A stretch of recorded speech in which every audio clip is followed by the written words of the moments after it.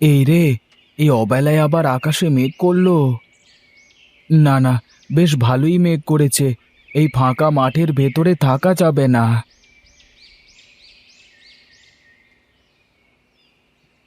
দেখি, এখানে একটু দাঁড়িয়ে দেখি ঝড় বৃষ্টির কি অবস্থা হয়। কি রে দাদা, এখানে দাঁড়ালি কেন? দেখতে পাচ্ছিস না আকাশে কি মেঘ করেছে? দাঁড়ালাম যে, দেখি বৃষ্টি নামে নাকি দেখি। ওইদিকে তাকিয়ে দেখ, ঝড় শুরু হয়ে গেছে। এখানে দাঁড়িয়ে থাকিস নে, চল বাড়ির দিকে চল। বেশ বেশ, তুই যা, আমি এক্ষুনি আসছি। কি মেঘ করেছে আর কি ঝড়! মানুষটা যে এখনো বাড়ি ফিরলো না। কে জানে কোথায় কিভাবে আছে। ঠাকুরপো তো চলে আসলো, কিন্তু তেনার তো কোনো খোঁজ খবর নেই। এই মানুষটাকে নিয়ে আমার যত চিন্তা।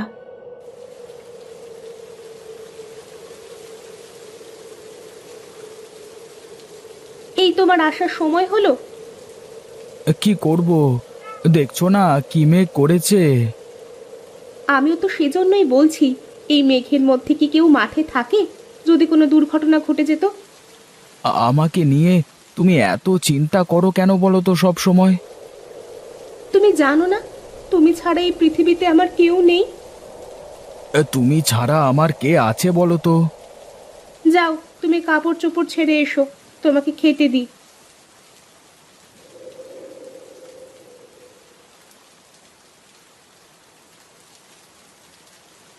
বাহ, খুব সুন্দর লাগছে তো তোমাকে। ধন্যবাদ। সত্যি করে বলো তো, আমাকে কেমন লাগছে? সুন্দর লাগছে, কিন্তু এখন এই অসময়ে তোমার এত সাজুগুজু করতে হচ্ছে কেন?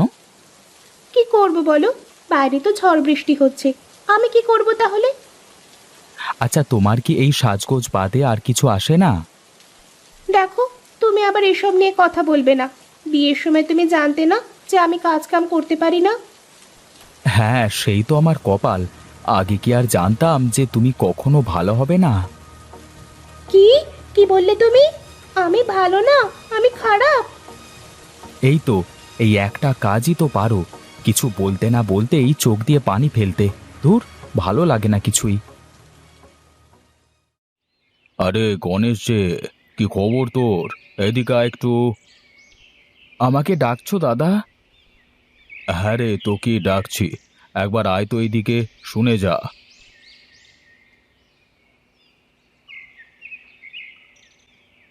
বলো দাদা, কি বলবে? আমার আবার হাতে সময় কম। কেন রে, এখন আবার কোথায় যাবি তুই? বাড়িতে সার রেখে এসেছি, জমিতে দিতে হবে গিয়ে। আমি বলি কি, শুধু এত কষ্ট না করে আমার কাছ থেকে সার বীজ নে, দেখবি ভালো ফলন পাবি। আমার অত দরকার নেই দাদা, তুমি যাদের কাছে বিক্রি করছো তাদের কাছেই করো।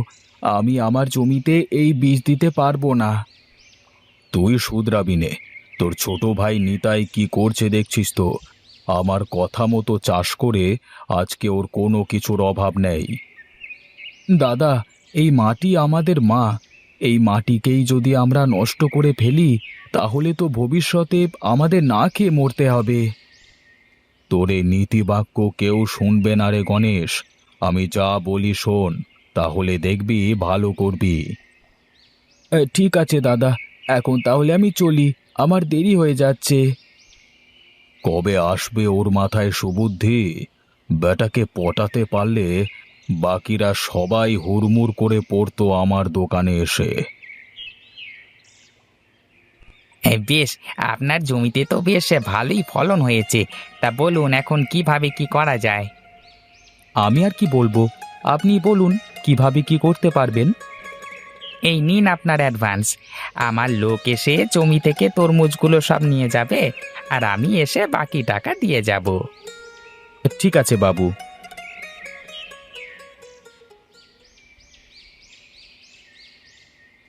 বাবু, আগে আমি বলছিলাম যে আমার জমির ফলগুলো নেন না। আমি কোনো সার ওষুধ দিই না, জৈব সার দিয়ে এই ফসল ফলিয়েছি। দেখুন গণেশবাবু, আমরা তো আর দেখে শুনে ওরকম জিনিস কিনতে পারি না। আর তাছাড়া খরিদ্দাররা যা পছন্দ করে আমাকে তো তাই নিতে হবে, তাই না? তবে বাবু, আমার জমির ফসল নিলে আপনার ভালো হতো। যাও যাও, তুমি আমাকে ভালো মন্দ শেখাতে এসো না, যাও।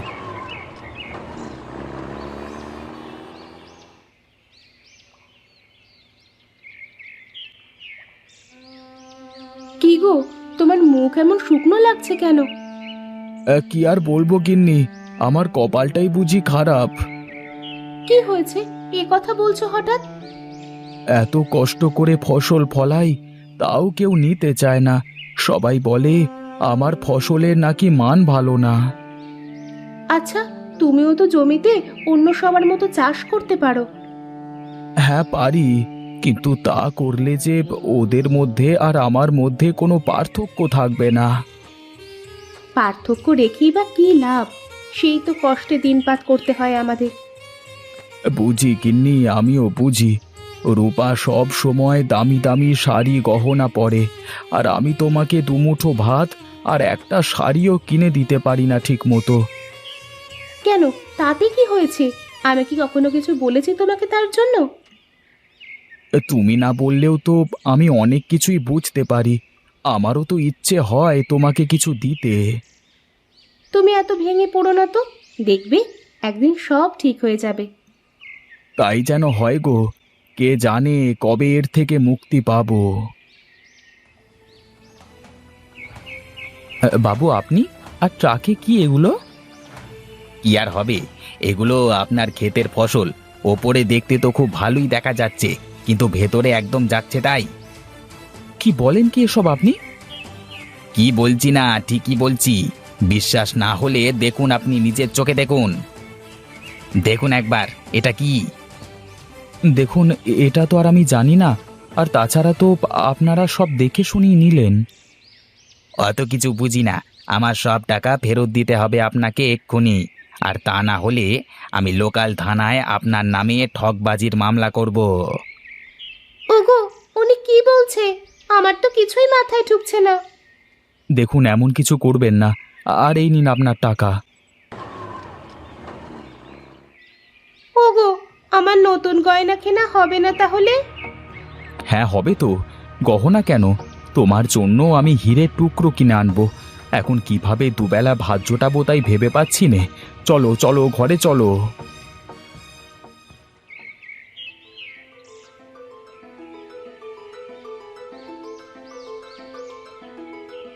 আরে শহুরে বাবু যে, তা হঠাৎ কি মনে করে আমার এখানে? আসলে আমরা আপনার বিষয়ে শুনেছি, আমাদের কোম্পানি আপনার থেকে ফসল কিনতে চায়। কিন্তু আমার ফসলের দাম যে বেশি দিতে হবে। হ্যাঁ হ্যাঁ, আমার কোম্পানি আপনার ফসল বেশি দামে কিনতেও রাজি আছে। কিন্তু কেন হঠাৎ সিদ্ধান্ত বদলে গেল আপনার? আসলে ওইসব ফসলে প্রচুর পরিমাণে সার ওষুধ দেওয়া, যার জন্য ওইসব ফসল মানব দেহের জন্য ক্ষতিকর। কিন্তু আমি যে জৈব সার ব্যবহার করে চাষ করি, তা আপনি জানলেন কি করে? গাঁয়ের সব মানুষ তো আপনাকে নিয়েই কথা বলছে। সবার জমিতে আর ঠিক আগের মতো ফসল হয় না। আমি সব জমির মাটি পরীক্ষা করে দেখেছি। আমি জানতাম একদিন না একদিন সবাই এরকম একটা পরিস্থিতির মধ্যে পড়বে। এই টাকাগুলো অ্যাডভান্স রাখুন, আর এই কাগজে একটা টিপসই দেন। আগামী 5 বছর আপনার জমির সব ফসল আমাদের কোম্পানি নেবে। ওগো, আমার যে আর সহ্য হচ্ছে না। সকাল থেকে না খেয়ে আছি, ঘরে যে কোনো দানা পানি কিছুই নেই। আমি কি করব গিন্নি, আমার যে কিছুই করবার নেই। জমিতে এখন আর কিছুই ফলবে না। এখন তাহলে আমাদের কি হবে? আমরা কিভাবে বাঁচবো? দাদা তুমি, বৌদি তো তোমরা? হ্যাঁ ঠাকুরপো, আমরা। আর যদি তুমি তোমার দাদার কথা শুনতে, তাহলে হয়তো এই দিন দেখতে হতো না। আমাকে তুমি মাফ করে দাও দাদা। পাগল ছেলে, শোন, মাটি হলো আমাদের মায়ের মতো। তাই তো মাটিতে সব বিষাক্ত পদার্থ দিলে মাটি নষ্ট হয়ে যায়, যার ফলে একসময় মাটি ফসল দেওয়ার ক্ষমতা হারিয়ে ফেলে। এখন থেকে আমি তোমার কথা মতো চলবো দাদা। দরকার নেই আমার বেশি টাকা পয়সার, দরকার নেই আমার এত সুখের। সুখের জন্য টাকা পয়সা লাগে না রে পাগল, মনের সুখই যে আসল সুখ। এই যে দেখছিস না, তোর বৌদি আমার সাথে না খেয়ে থেকেও কেমন সুখী। আমাকে তুমি ক্ষমা করো বৌদি, আমি না জেনে না বুঝে তোমার সাথে অনেক সময় খারাপ ব্যবহার করেছি। আমি কিছু মনে করিনি। আর তুই তো আমার বোনের মতো, আমার তো বোন নেই, থাকলে হয়তো তোর মতোই হতো। তুমি আমাকে বোন বললে দিদি? হ্যাঁ, এখন নে, এই খাবারগুলো খেয়ে নে। সবাই শুনুন, এখন থেকে আমরা আর কোনো সার কীটনাশক জমিতে দেব না, আর আমরা আমাদের মাটিকে নষ্ট করব না। সবাই শুনুন, আপনারা জৈব সার ব্যবহার করে চাষ করুন, দেখবেন ফলন একটু কম হলেও ওই জমি সারা জীবন আপনাকে ফসল দিয়ে যাবে। আজ আমি সত্যি বুঝতে পেরেছি যে আমরা কি ভুল করেছি। আসুন, আমরা সবাই সার কীটনাশককে না বলে জৈব সার ব্যবহার করি, মাটি ও পরিবেশ দুটোকেই ভালো রাখি, সুন্দর সুস্থ জীবন গড়ে তুলি। না, শেষমেশ এই বেটা গণেশ আমার ব্যবসার 12টা বাজিয়েই ছাড়ল। যাই দেখি অন্য কিছু ব্যবস্থা করা যায় কিনা।